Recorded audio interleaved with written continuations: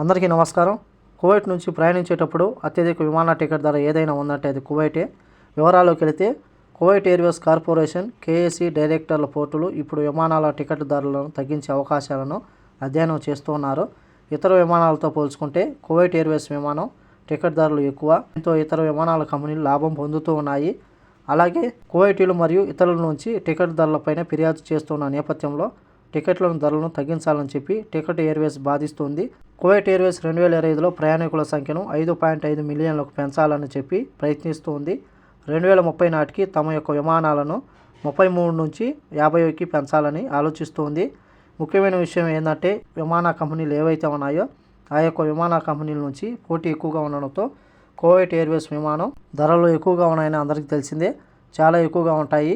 ఆ యొక్క పోటీని తట్టుకునేందుకు అలాగే ప్రయాణికులను ఆకర్షించేందుకు విమాన టికెట్ ధరలను తగ్గించాలని చెప్పి కువైట్ కేఏసీ కువైట్ కార్పొరేషన్ డైరెక్టర్ల పోర్టు సమావేశం అధ్యయనం చేస్తున్నారు.